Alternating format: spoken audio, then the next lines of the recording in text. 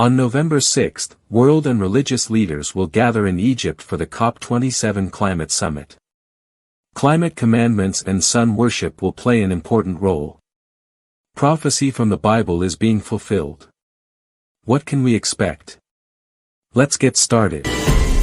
From the UN Environment Programme website, we are told that COP27 is a golden opportunity for all stakeholders to rise to the occasion and tackle effectively the global challenge of climate change facilitated by Egypt on the African continent. The Elijah Interfaith Institute shows that it agrees with the call and is also convening a gathering of religious leaders to talk about it.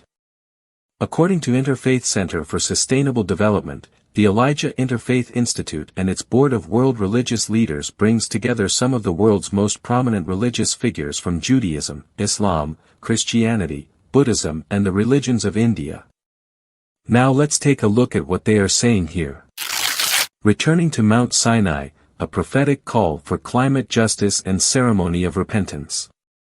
November 13, 2022, Mount Sinai in parallel with the COP27 UN Climate Conference. When you hear the word Sinai, what comes to mind? Does the word Sinai, in this context, draw your attention to anything? Do you want to know what Sinai has to do with COP27 or climate change conferences? Well, you'll find out in a second. Let's keep reading the article. We return to Mount Sinai in a movement of repentance and quest. We seek a new vision for humanity and its endangered existence, and we seek to receive and amplify a message of life-sustaining living and habits that humanity needs to hear today. In this spirit, the project partners will bring together premier religious leaders from the world's major religions to gather upon Mount Sinai to engage in a first-ever climate repentance ceremony, and to put forth a prophetic interreligious call to action, climate justice, 10 universal commandments. The call's originality in compiling the finest teachings of all religions in support of climate justice draws inspiration from the great prophetic figures associated with Mount Sinai. Now let's talk about Mount Sinai. I'm assuming you already know about Moses on Mount Sinai, but let's go through it anyway. Moses and the Israelites traveled through the wilderness. They came to a mountain called Mount Sinai. Moses and his minister Joshua were now summoned to meet with God. And as they were to be some time absent, the leader appointed Aaron and Hur, assisted by the elders, to act in his stead. And Moses went up into the mount, and a cloud covered the mount. And the glory of the Lord abode upon Mount Sinai. For 6 days the cloud covered the mountain as a token of God's special presence, yet there was no revelation of himself or communication of his will. During this time, Moses remained in waiting for a summons to the presence chamber of the Most High. He had been directed, "Come up to me into the mount, and be there," and though his patience and obedience were tested, he did not grow weary of watching, or forsake his post. This period of waiting was to him a time of preparation, of close self-examination. Even this favored servant of God could not at once approach his presence and endure the exhibitions of his glory. 6 days must be employed in devoting himself to God by searching of heart, meditation, and prayer before he could be prepared for direct communication with his Maker. Upon the 7th day, which was the Sabbath, Moses was called up into the cloud. The thick cloud opened in the sight of all Israel, and the glory of the Lord broke forth like devouring fire. And Moses went into the midst of the cloud, and gat him up into the mount, and Moses was in the mount 40 days and 40 nights. The 40 days tarry in the mount did not include the 6 days of preparation. During the 6 days Joshua was with Moses, and together they ate of the manna and drank of the brook that descended out of the mount. But Joshua did not enter with Moses into the cloud. He remained without, and continued to eat and drink daily while awaiting the return of Moses, but Moses fasted during the entire 40 days. Patriarchs and Prophets page 313. At this point, Moses received the 10 Commandments from the Lord. While Moses was on Mount Sinai, the people of Israel got tired of waiting for him.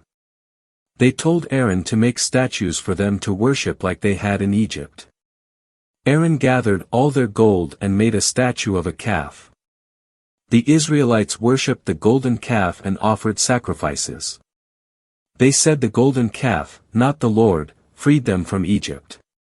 If your answer to the Sinai question was, the Ten Commandments, or something related to the story we just read, you were correct.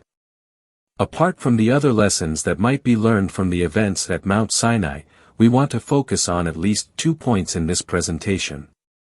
The first is the 10 Commandments that God handed to Moses, and the second is the golden calf worship. There are additional questions now that they are bringing up Sinai and the 10 Commandments in relation to COP27. Which 10 Commandments are being discussed here? Is it the 10 Commandments of God that we already know from the Bible? Could it be that God is going to give the world another 10 commands? And who would be the new Moses of our generation if God were to do so? As you have probably answered it correctly, God will not give any new 10 Commandments, because he has made his stand very clear in Malachi 3 verse 6 that he changes not.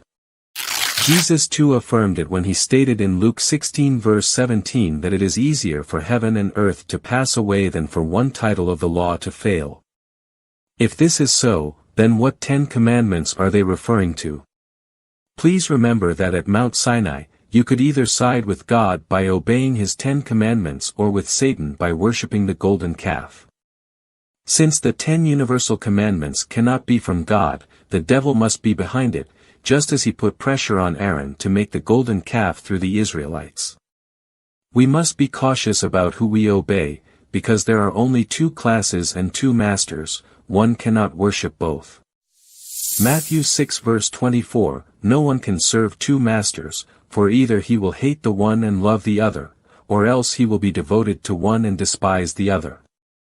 So when they say 10 Commandments, they are referring to the Pope's 10 Commandments on climate change. CNN continued to say, Pope Francis released a sweeping statement about the environment on Thursday, calling for cultural revolution to change our lifestyles, from our addiction to technology to our treatment of the poor. The document is very long, 184 pages in English.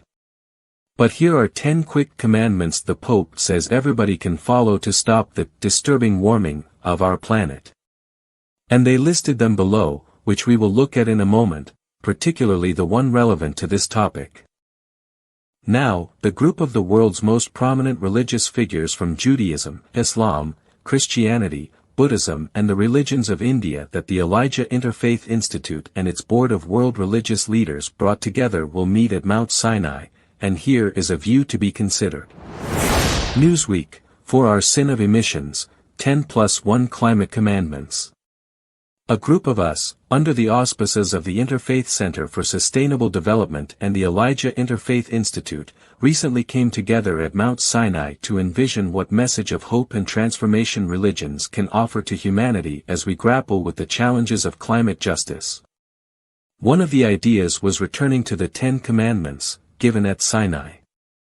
They listed the 10 climate commandments and the 6th one says, keep the Sabbath, and notice what they said about the Sabbath. Emissions are down 30% over the Sabbath every week in Israel and are almost zeroed out on Yom Kippur, that is the Jewish Day of Atonement, the holiest of the year.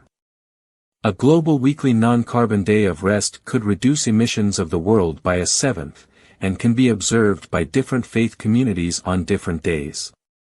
Be careful not to be misled into thinking they are referring to the Lord's seventh-day Sabbath, which is Saturday. They are not. Daniel 7 verse 25, He shall speak words against the Most High, and shall wear out the saints of the Most High, and shall think to change the times and the law. In response to this ecological emergency, the whole purpose of the Pope's Laudato Si encyclical is to grant the world a day of rest, often known as a Green Sunday, which has its roots in paganism. The Pope's position on the environment has evolved to the point where it is now seen as a matter of repentance and 10 Commandment adherence. They are referring to the Pope's Day of Rest in his 10 Commandments, which is translated by Catholic News Service as, Sunday is for family. Revelation 13 verse 3 says, And all the world wondered after the beast. His idea of making Sunday a day of rest to allow the environment to recover is now being accepted all over the world. The United States President shows his support by signing into law the historic Climate Act, which has Catholic fingerprints all over it. Religious leaders are pushing for it and encouraging their followers to take part. We don't know when the Sunday law will go into effect, but it's getting close. How close are we? Only God knows. Keeping your gaze fixed on Jesus will help you avoid it. One of the reasons why keeping the Lord's seventh-day Sabbath, which is Saturday, holy is because it's a way of demonstrating that God is your Creator. Listen to this. The Sabbath is not introduced as a new institution but as having been founded at creation. It is to be remembered and observed as the memorial of the Creator's work. Pointing to God as the maker of the heavens and the earth, it distinguishes the true God from all false gods. All who keep the seventh day signify by this act that they are worshippers of Jehovah. Thus the Sabbath is the sign of man's allegiance to God as long as there are any upon the earth to serve him. The fourth commandment is the only one of all the 10 in which are found both the name and the title of the lawgiver. It is the only one that shows by whose authority the law is given. Thus it contains the seal of God, affixed to his law as evidence of its authenticity and binding force. Now let's talk about COP27, starting with the logo. The distinctive cultural identity of Egypt and Asian Egyptian worship are highlighted in the official logo of COP27. The sun is the logo's primary component. One of the most notable things about Africa. Some individuals hold the view that the sun's rising and setting are symbolic of the cycle of life from conception through death and rebirth. The Aten sun is the second component of the logo. It is centrally symbolized by the sun's rays, which have human hands at their ends. The next element in the logo is the horizon, which represents the ray of the sun and what we must receive from the sun in order to benefit the earth and people.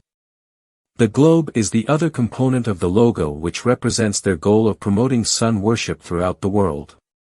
The combination of the aforementioned elements leads to the emergence or the rise of paganism in these last days. Through COP27, world and religious leaders are promoting the image of the beast, which is the union of church and state. They are promoting pagan worship, which God's second commandment forbids. The COP27 adds fuel to the Sunday worship by law, which is the mark of the beast. The prophecy is coming true, and the Sunday law is getting closer every microsecond. The International Energy Authority made a statement stating that in order to mitigate the effects of climate change on the environment, the world must limit warming to 1.5 degrees Celsius. No new investment in coal, oil, or gas is required if this goal is to be met. However, according to every report we see, these companies continue to burn coal, despite the fact that we should be moving away from that. We will continue to require gas and oil in order to keep life running. Do you agree with what the International Energy Authority says? Do you believe that making Sunday a day of rest by law is a better solution to the world's climate change problem? What are your thoughts? Please share your thoughts in the comments section below.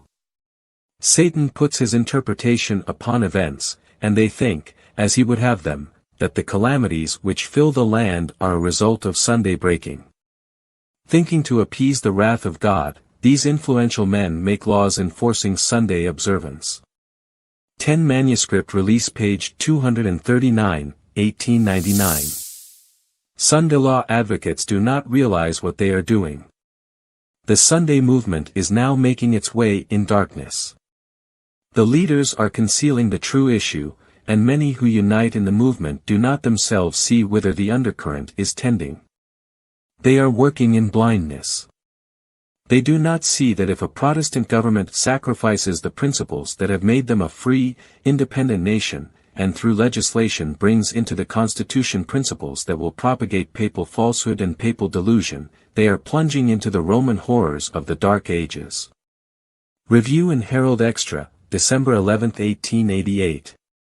Sooner or later, Sunday laws will be passed. Watch this video next and see the nation that will pass the Sunday law.